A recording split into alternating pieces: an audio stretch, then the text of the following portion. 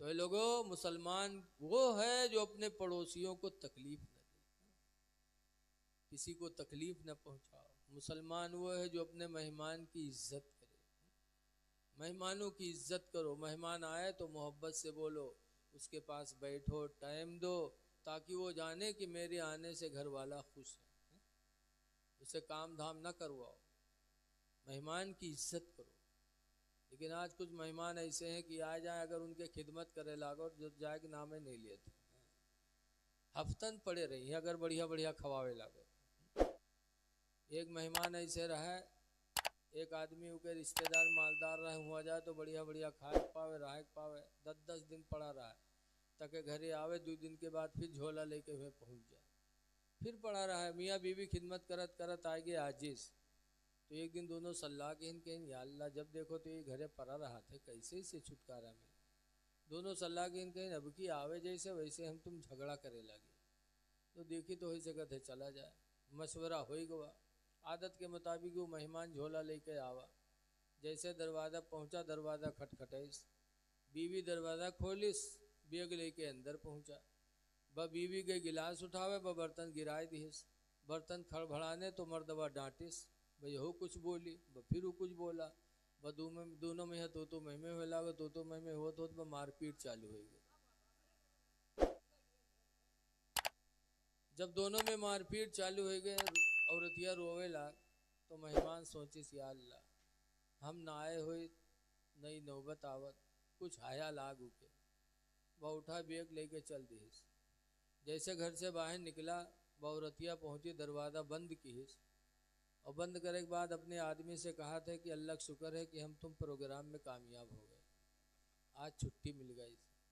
तो मर्दवा कहा थे, हम कत्ते होशियार हैं, तुमका मारा बहुत है लेकिन चोट नहीं लागे दी है। तो औरतिया कहते, हम बहुत होशियार हैं, रोई बहुत है लेकिन आंसू एको नहीं है। तो बाहर खड़ा रहा, कहते गए हमू नहीं हैं, दरवाज़ा खोलो। हाँ, गए हमू नहीं हैं। बताओ, ऐसे ऐसे जब मेहमान मिल जाएंगे तो कहाँ तक आदमी मेहमानी करेगा, हाँ? इसलिए किसी के दरवाजे पर मेहमान बनो तो किसी के लिए मुसीबत न बनो, एक दूसरे के हुकूक का ख्याल रखो। ए लोगों, एक बात और सुन लो, 2 बातें करके मैं तकरीर अपनी 10 मिनट में समेट रहा हूँ। देखिए, पड़ोसियों के साथ इज्जत सलूक करो। आवाज़ इस दौर में बड़ा पुरफतन दौर है। आज हम पैसा वाले हो जाते तो मौलाना साहब पर खर्च करेंगे, नेता पर खर्च करेंगे, पीर साहब पर खर्च करेंगे, लेकिन माँ बाप की तरफ तवज्जो नहीं देंगे। क्या पीर को राज़ी करके, मौलाना को राज़ी करके खुदा को राज़ी कर दोगे माँ बाप को छोड़ के? कभी नहीं। आला हजरत मुरीद हैं मारहरा से। कहाँ से मुरीद हैं? मारहरा के गद्दी नशीन हुजूर सैयद नजीब हैदर हसन मियाँ उर्से कासमी में एक दिन ऐलान कर रहे थे कि मेरे मुरीदों, तुम लाखों की तादाद में मारहरा आए हो इसलिए कि मेरा पीर तुमको बख्शवा लेगा।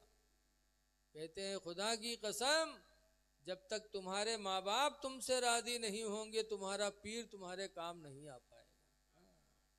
पहले माँ बाप को राजी करो, फिर पीर को राजी करो। माँ बाप पहले हैं, पीर साहब बाद में। इसीलिए हदीस पाक में अनकीम इब्न मुआवियत अल-कुशैरी काला सालना रसूल अल्लाह सल्लल्लाहु अलैहि वसल्लम। हकीम बिन मुआविया कुशैरी से रवायत है, कहते मैंने अल्लाह के रसूल से सवाल किया, मन अहक़्क़ु बिहुस्न सहाबती, अल्लाह के रसूल मैं सबसे ज़्यादा एहसान किस पर करूं, मेरे एहसान का मुस्तहिक कौन है? फ़क़ाल रसूलुल्लाह उम्मुका, तो सरकार ने फरमाया तेरी माँ है। कुल तो सुम्मा मन, मैंने कहा फिर कौन? तो सरकार ने फरमाया उम्मुका, तेरी माँ है। कुल तो सुम्मा मन, मैंने कहा फिर कौन? तीसरी मरतबा हुजूर फिर फरमाते उम्मुका, तेरी माँ है। कुल तो सुम्मा मन, चौथी मरतबा मैंने पूछा अल्लाह के रसूल फिर कौन मेरे एहसान का मुस्तहिक है? तो सरकार ने चौथी मरतबा फरमाया अबू का, तेरा बाप है। उसके बाद सहाबी खामोश हो गए। नबी भी खामोश हो गए। पता चला अल्लाह दौलत दे तो सबसे ज्यादा एहसान माँ पर करो। 3 मरतबा मेरे पैगम्बर ने फरमाया माँ पर करो, माँ पर करो, माँ पर करो। 1 मरतबा बाप के बारे में भी फरमाया। क्यों? माँ के 3 हुकूक हैं। माँ के एहसान 3, बाप का एहसान 1। माँ का पहला एहसान ये है कि अपनी औलाद को 9 महीना तक अपने पेट में रखती है। दूसरा एहसान ये है कि अपने सीने का दूध 2 साल तक अपनी औलाद को मुफ्त में पिलाती है। और तीसरा एहसान ये है कि बच्चे की वो परवरिश करती, नहलाती, धुलाती, खाना खिलाती। 3 एहसान माँ। इसलिए हुजूर ने 3 मरतबा फरमाया। और बाप का एहसान 1 है कि वो बाप भी अपने बच्चे की परवरिश करते हैं, कमा कमा के खिलाते हैं, पालते हैं। लेकिन एक एहसान में यह भी बप्पा पीछे है। देखा जाता है सवेरे तो चले जाए हैं काम करे, दुकान पर रही हैं, और शाम के आई हैं तो बड़ी मोहब्बत से लड़को बगले हैं तक हुलुलुलु करी है। और जहाँ लड़कवा के नाक बुल्ल से निकली बकेले पकड़ी करे, लेके जाओ बाहर, उठाओ। लेकिन ऐसे माहौल में भी प्यारी माँ आती है, अपनी औलाद को सीने में चिपका करके अपने दुपट्टा से बच्चे की नाक को साफ करती है। इसीलिए हजरत जाबिर रदी अल्लाह ताला अन्हु कहते मदीने मुनव्वरा से मुजाहिदीन अल्लाह की राह में जिहाद के लिए निकले। हजरत जाबिर कहते हैं जी तुन नबी सल्लल्लाहु अलैहि वसल्लम, मैं हुजूर के पास गया, वक़ुल तो, और मैंने कहा अस्तसीरु का नगदू या रसूल अल्लाह, अल्लाह के रसूल मैं इजाज़त लेने आया हूँ कि अल्लाह की राह में मैं भी जिहाद करूँ, इजाज़त दे दो मैं भी जाऊँ। फ़क़ाल रसूलुल्लाह हल उम्मुका हय्या, ऐ जाबिर ये बताओ क्या तुम्हारी माँ जिंदा है? क़ुल्तु नअम, मैंने कहा हाँ। फ़क़ाल रसूलुल्लाह इरजी इलैया, तो सरकार ने फरमाया माँ के पास वापस चले जाओ। वअल्ज़िमहा, और उसका दामन मजबूती से थाम लो। फ़इन्नल जन्नत तहत रिजलिहा, इसलिए कि जन्नत तुम्हारी उसके पैर के नीचे है। मैदान जंग में जाकर शहादत लेके जन्नत की तमन्ना न करो, जाओ माँ की खिदमत करो, तुम्हारी जन्नत तो माँ के कदमों के नीचे रखी है। इसलिए लोगों अल्लाह दौलत दे तो माँ पर खर्च करो, बाप पर खर्च करो। बाद में अल्लाह दौलत दे तो और जिस पर देना चाहो दो, पीर को दो, फकीर को दो, लेकिन सबसे पहले माँ बाप को राजी करो। क्योंकि हदीस पाक में आया रिज़ाउर रब्बी फी रिज़ाइल वालिदैन, तुम्हारे रब की रजा माँ बाप की रजा में है। माँ बाप राजी तो खुदा राजी। इसलिए माँ बाप के साथ हुस्ने सलूक करो। पीर का दर्जा बाद में। माँ बाप को अल्लाह ने कुरान में 17 मरतबा फरमाया, जगह जगह, 1 बार नहीं, 2 बार नहीं, कई जगह आया। कहीं बिर्रुल वालिदैन का लफ्ज आता है, कभी बिल वालिदैन एहसाना का लफ्ज आता है। कह लोगो माँ बाप के साथ भलाई करो, माँ बाप के साथ एहसान करो। 17 मरतबा फरमाया, लेकिन हम तवज्जो नहीं करते। पीर साहब के बारे में को तो कहूँ नहीं आवा, पीर साहब के बारे में साफ साफ कहूँ नहीं आवा कि उनकी खिदमत करो, उनका उन पर एहसान करो। अभी हम कुछ दिन पहले गए थे रतलाम तकरीर करने, एक पीर साहब बलैन है। और जब गए, जब तकरीर करे चले तो उनका कमरम बलैन के मौलाना आज आपको यही तकरीर में बताना है कि जो कुछ है वो पीर है, जो कुछ है वो पीर है, यही आपको आज बताना है। तो उन्ना कहीं हुई थी तो हम जो उन कह रहा तो उन्हें कही, और जब वो कही दी तो एक अजीब चिढ़ पैदा हो गई। तो फिर हमने तकरीर में ही कहा कि जो कुछ है वो माँ बाप है, जो कुछ है वो माँ बाप है। फिर हमने इसी पे तकरीर किया तो हाल ही हुआ कि जब चलें तो ना किरावा पाए ना नजराना पाए। ये तो कहा घर से टिकट बनवा ही लेंगे रान ट्रेन के तो चले आए, नहीं हुए रहिए। ऐसे ऐसे दज्जाल पीर टहलते हैं। लोगों पीरों की खिदमत करो, लेकिन माँ बाप के बाद। पहले सबसे बड़े पीर तुम्हारे बाप हैं, सबसे बड़े पीर तुम्हारी माँ है। ये कहीं नहीं लिखा है कि पीर साहब जो दुआ करेंगे कबूल हो जाएगी, लेकिन हदीस में है कि 3 लोग ऐसे हैं जिनकी दुआ, जो दुआ करेंगे तो अल्लाह कबूल कर लेगा, उनकी दुआ अल्लाह ठुकराता नहीं। 3 कौन कौन? एक मुसाफिर, सफ़र में हो, कोई सहारा ना हो, उसका सहारा बन जाओ और वो दुआ दे दे तो अल्लाह उसकी दुआ कभी रद्द नहीं करता। दूसरा मजलूम, कोई परेशान हो, गरीब हो, भूखा मर रहा हो, बीमार पड़ा हो, कोई पुरसाने हाल ना हो, उसका सहारा बन जाओ, वो दुआ दे देगा तो अल्लाह उसकी दुआ को कभी रद्द नहीं करेगा। और तीसरे नंबर पर माँ बाप को बताया गया कि माँ बाप की दुआ औलाद के हक में अल्लाह रद्द नहीं करता। और इस्लाम की तारीख भी गवाह है सामने। किताब कुरान के बाद सबसे बड़ा दर्जा बुखारी शरीफ का है। और बुखारी शरीफ को लिखा किसने? बुखारा के रहने वाले एक नाबीना ने लिखा। अब सोचियो नाबीना कैसे लिखी? नाबीना थे, माँ के पेट से नाबीना पैदा हुए थे मोहम्मद बिन इस्माइल, लेकिन हुजूर से इतनी मोहब्बत थी कि हुजूर की हदीसों को याद करने लगे। और मदरसे में नहीं, दूर दूर जा जा कर के, कहीं फ़खरपुर, कहीं बहरेज, कहीं गोंडा, कहीं दिल्ली, कहीं बम्बई, कहीं बुखारा, कहीं समरकंद, कहाँ कहाँ महीनों महीनों सफ़र करते थे एक हदीस सुनने के लिए। नाबीना थे लेकिन हदीस सुनने के लिए जाया करते थे। इस तरीके से उन्होंने 1 लाख नहीं, कई लाख हदीसों का हाफिजा किया।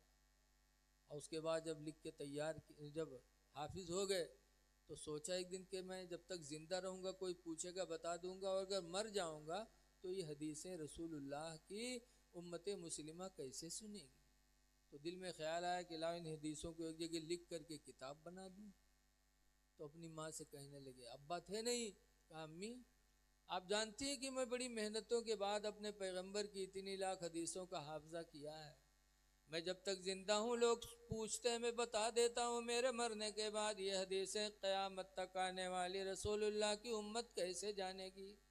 कहा फिर बेटा, कहा मैं चाहता हूँ कि इन हदीसों को एक जगह लिख करके जमा करके किताब बना दूँ, ताकि क़यामत तक वो किताब छपती रहे, चलती रहे, और नबी की उम्मत अपने नबी के फरमान को सुनती सुनाती रहे। तो माँ ने कहा बेटा जज्बा तो बहुत अच्छा है, लेकिन कैसे हो सकता बेटा, लिखने के लिए आंख में रोशनी चाहिए। तुम नाबीना हो, मादरजात नाबीना हो बेटा, अगर ये नसीब में तुम्हारे ये नेमत लिखी होती तो अल्लाह ताला तुम्हें नाबीना न बनाता, कैसे लिखोगे बेटा। इमाम बुखारी कहते मोहम्मद बिन इस्माइल है मेरी माँ, मुझे मालूम है कि मैं अंधा हूँ और लिखने के लिए रोशनी आँख में चाहिए, लेकिन है मेरी माँ मुझे भी मालूम है कि तुम मेरी माँ हो। अगर तुम दिल से दुआ दे दोगी तो अल्लाह ताला मेरे आँखों में रोशनी वापस फरमा देगा। अल्लाह इस बात पर कादिर है मेरी माँ। माँ ने कहा बेटा अगर ये बात है तो आज रात अपने रब से दुआएं करूंगी। रात आई, दुनिया सो गई, इमाम बुखारी की माँ उठी, 2 रकात नमाज पढ़ी और नमाज पढ़ के दुआ मांगी, या अल्लाह तेरा बेटा तेरे नबी की हदीस की किताब लिखना चाहता है। माँ दरजाद अंधा है, लेकिन या अल्लाह मेरे हाथों की लाज रख ले और मेरे बेटे मोहम्मद बिन इस्माइल को आंखों की रोशनी से माला माल कर दे। रात में माँ ने दुआएं मांगी। तारीख गवाह है कि सुबह जब मोहम्मद बिन इस्माइल उठे तो अल्हम्दुलिल्लाह दोनों आंखों में भरपूर रोशनी मौजूद थी। नारे तकबीर, नारे रिसालत, जिसने ईद मिलादुन नबी, नारे तकबीर, नारे रिसालत, सुभान अल्लाह। ऐसी रोशनी कि खाने काबा में बैठ कर के बुखारी लिखते थे। दिन में सूरज के उजाले में लिखते थे और रात में चांद के उजाले में बैठकर लिखा करते थे। इस तरीके से बुखारी शरीफ लिख करके उन्होंने कौम को हवाले कर दिया। आज कुरान के बाद अगर दर्जा किसी किताब का है तो बुखारी शरीफ का। तो पता चला कि माँ बाप की दुआओं से वो चीज़ मिल जाती है जो किसी जगह नहीं मिल सकती। इसलिए लोगों, माँ बाप को राज़ी करो, माँ बाप के साथ उसने सलूक करो। और एक बात और है कि अल्लाह ने शादीशुदा बना दिया हो तो औरतों के साथ भी अच्छा सलूक करो।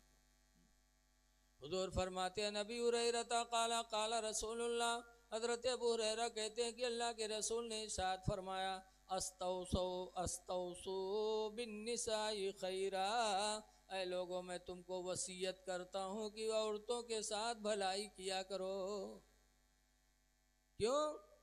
फ़इन्नहुन्ना खुलिक़ना मिन दिलइन, नबी फरमाते बेशक वो एक बाई पसली की टेढ़ी हड्डी से पैदा की गई हैं। औरतें किससे बनाई गई? बोलो, टेढ़ी हड्डी, पसली की टेढ़ी हड्डी से। आदम अलैहिस्सलाम को जन्नत अच्छी नहीं लगी थी, जन्नत में रहा है गमगीन गमगीन। अल्लाह ने पूछा आदम जन्नत में क्या कमी है? कहा मेरे साथ कोई बीवी नहीं है। अल्लाह ताला ने आदम को नींद दे दिया, आदम सो गए तो उनकी एक बाई पसली की हड्डी निकाल कर उस हड्डी से अल्लाह ने फरमाया हो जा, तो हव्वा बन के तैयार हो गई। तो हव्वा बनी आदम अलैहिस्सलाम के बाई पसली की टेढ़ी हड्डी से। सरकार फरमाते औरतों के साथ भलाई करो, ये टेढ़ी हड्डी से बनी है। हड्डी टेढ़ी को सीधी करोगे तो सीधी हड्डी टूट जाएगी, और टेढ़ी हड्डी से बनी है, जिंदगी भर ये टेढ़ी रहेंगी। इनको अगर सीधा करोगे तो तलाक तो ले लेंगी लेकिन सीधी नहीं होगी, ये टेढ़ी ही रहेंगी हमेशा। इसलिए इनकी बातों में न जाओ। अगर ये कुछ कह दे तो इनकी बातों पे गुस्सा न लाओ। इनको अल्लाह ने कमक्ल बनाया, एक तो टेढ़ा बनाया, दूसरे कमक्ल बनाया। कमक्ली की वजह से ये कुछ न कुछ बातें अपने मर्दों को कहा करती है। लिहाजा नौजवान वही है, बहादुर वही है जो अपनी बीवी की इन बातों पर सब्र करके ज़िंदगी गुजार ले। ये हमेशा टेढ़ी बोली बोलेंगे। एक फकीर रहे वली साहब, दुनिया उनका वली माने और लथारे रहे बीवी। तो एक दिन वो सोचिन कि आज लाई का करामत हम देखे। वो वली साहब उड़े लागे फिजामा, वली थे, उड़े ऐसे ऐसे और घरे के अगल बगल उड़े। तो सब देखेगा अरे बहुत नेक बंदा, अल्लाह का वली है, देखो कितना बड़ा वली है, फिजा में उड़ रहा है। तो रतियों निकल के देखी तो कही हाँ वाकई में अल्लाह के वली है। मान गए बहू के बाद कहूँ धीरे से ज़मीन पर उतर के तो कह आए घरे। उसके बाद पूछें कि आज कोई फिजा में उड़ रहा था? कहाँ अल्लाह का एक वली था, वो फिजा में उड़ रहा था। कहा तुमने देखा? कहाँ मैंने देखा। कहा पहचाना? हाँ एक अल्लाह का वली था। कहा वो मैं ही था। कहीं तुम ही रहा? कहीं हाँ तुम ही रहो। कहीं ना यही मारे तो टेढ़ टेढ़ लागत रहो, यही मारे टेढ़ टेढ़ रहा है मामला। हम कहीं कोई काहे टेढ़ा आना है। बीवी शौहर एक फितरी है, इंसानी फितरत है। मियाँ बीवी का रिश्ता अल्लाह ने बड़ा नाजुक किया है, इसलिए इनको टेढ़ी रहने दो।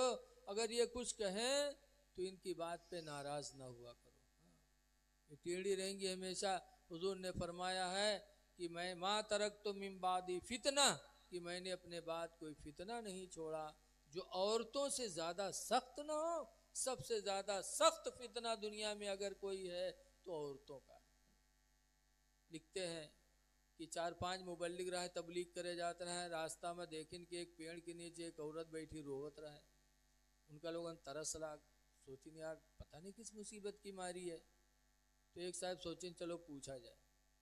तो मुबल्लिग साहब गए, सलाम कहें बहन क्यों रो रही हो यहाँ पर? कहा बहुत मुसीबत में हो। कहा मेरे लायक कोई फरियाद हो बताओ।